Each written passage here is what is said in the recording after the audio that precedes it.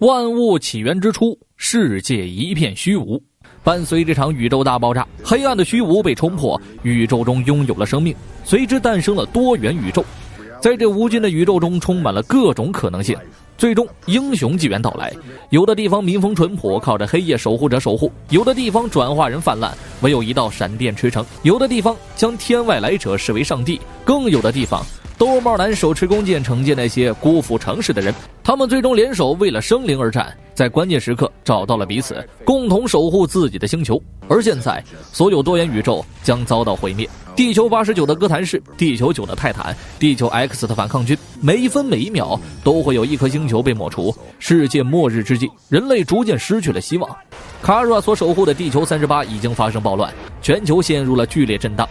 反物质在宇宙中高速飞驰，所到之处一切化为乌有。在反物质的路径上，仅存克星人所属的小星球阿尔戈将遭到灭顶之灾。毫不知情的克拉克还在为小宝宝换尿布。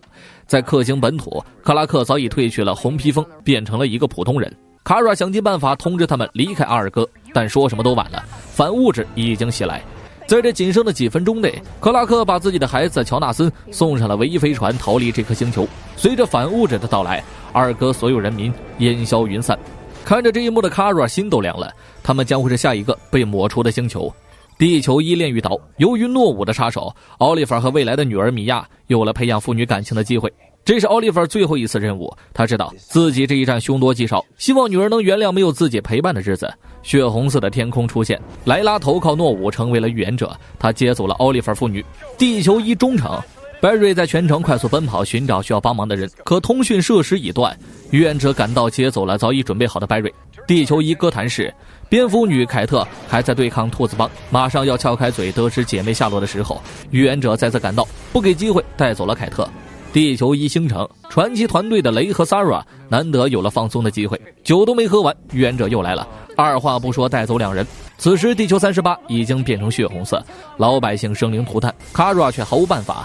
预言者将英雄们带到了卡瑞面前，包括在最后一刻接走了克拉克夫妇。不幸的是，卡瑞的母亲牺牲了。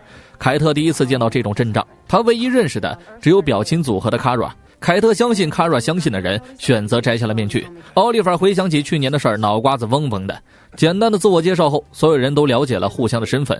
对于反物质，奥利弗最为了解。地球2就在他眼前被化为尘埃。诺武要把地球38当作多元宇宙最后的堡垒。如果在这儿不能解决掉反监视者，反物质还会迅速扫荡其他宇宙。奥利弗发现拜瑞没在场，预言者派他和传奇去侦查情况，自己也赶去碰面。克拉克最担心的还是自己孩子的性命。逃生舱按理说应该是到了地球了，地壳一阵剧烈震荡，诺武在地球38立起了一座量子塔，白瑞等人也赶到基地，量子塔就是地球38的最后一道防线。雷看着凯特的蝙蝠装，忍不住想给他改装一下。高冷凯特淡淡的一句威胁惊呆了雷。现在的局势等于塔防，守护量子塔不被反监视者攻击，反监视者的军队远比他们遇到过的敌人难缠。突然间，乔纳森的逃生舱被卷入了黑洞，失去了信号。再次出现是在2046年的地球16，克拉克马上准备动身去救孩子，奥利弗赶紧拦住了他。如果最强的战斗力离开了战场，那这场危机就完了。Sarah 决定陪同路易斯一起前行。传奇经常穿越，对地球16了如指掌。Sarah 不禁感叹，自己见过奥利弗的各种状态，完全没想过有一天这个男人会成为父亲。3人来到了地球16的绿箭堡垒，乔纳森最后一次的信号出现在此。地球16的奥利弗立马开始对抗入侵者，打了2下才发现眼前的女人是 Sarah， 他不应该在40年前就死在了游轮上了吗？在这个宇宙，奥利弗孤身一人，对于多元宇宙也根本不知情，完全不知道现在是啥情况。但他救下了降临星城的乔纳森。Sarah 一直安慰这个孤独的男人，而且表示不管在什么地球，他都不后悔和奥利弗上了船。团聚是短暂的，接到乔纳森后，他们必须尽快赶回地球38。临别前 ，Sarah 给了奥利弗一个吻。地球38这边，克拉克一直在自责，在阿尔戈自己没有超能力，连卡瑞的妈妈都救不了，就连仅存的克星人都灰飞烟灭了。他以为自己能够过上普通人的生活，却没想到这个红披风远比他想象的要沉重。悲剧已经发生，2个人必须相互扶持，抵抗外敌。毕竟克星人生来就代表着希望。奥利弗这边也为米娅准备了战衣，绿箭侠的衣钵需要传承，女儿完全有资格拿起这把弓。奥利弗也难得找白瑞叙叙旧，白瑞把近期诺沃告诉他的事儿都说给了奥利弗听，包括自己死于危机中。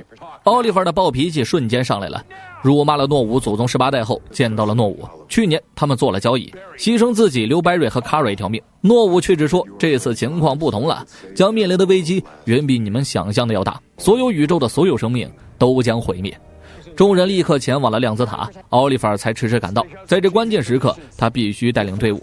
剧烈的震动引起了海啸，白瑞和卡瑞立刻前去救人，其他人进入量子塔内，开始抵抗外敌。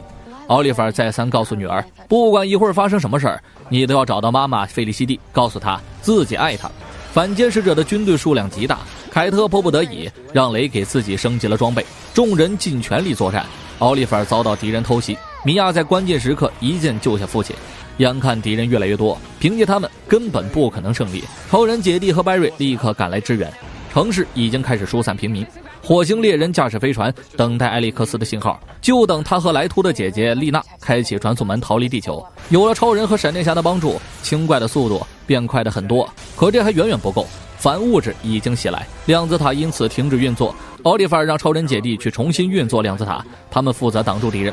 由于反物质挡住了阳光，靠太阳能的量子塔没了能源，他们能做的只能是利用热视线争取时间，让丽娜他们想办法开启传送门。卡爪知道地球38已经保不住了，只能拯救更多的百姓。白瑞赶紧接住了精疲力尽的卡爪，拖延计划已经成功，最多能抵抗14分钟，到时候反物质还会起来。为了拯救百姓们，他们争分夺秒，敌人的数量多到杀不完，英雄们不管有什么本事，也不过是垂死挣扎。这场战斗已经失败了，诺武亲自赶来接他们去其他星球，要保留资源，为了后面的战斗。大家一个接一个被带走。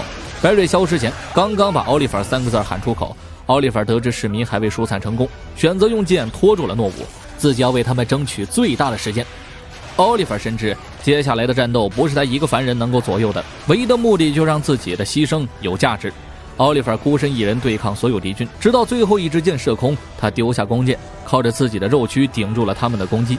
地球38灰飞烟灭，奥利弗被接回地球伊时已经濒死。奥利弗战斗到了最后一刻，30亿逃跑的百姓之中有10亿因为奥利弗的战斗活了下来。看着倒下的奥利弗，白瑞和卡瑞都泪目了。而此时被遗弃者纳什也来到了他们面前，这一切都是纳什咎由自取。他为了对抗诺武放出了反监视者，而现在的结局他也无能为力。奥利弗用最后的力气告诉白瑞他们，我没办法和你们并肩作战了，接下来的难关你和卡瑞必须挺身而出。和米娅艰难的告别后，奥利弗停止了心跳。奥利弗战死沙场这样的结局，就连诺武都没有想到。可不管怎么样，这个世界都将万劫不复，奥利弗的牺牲仅仅是个开始。我是瓜皮儿，无限地球危机，下期见。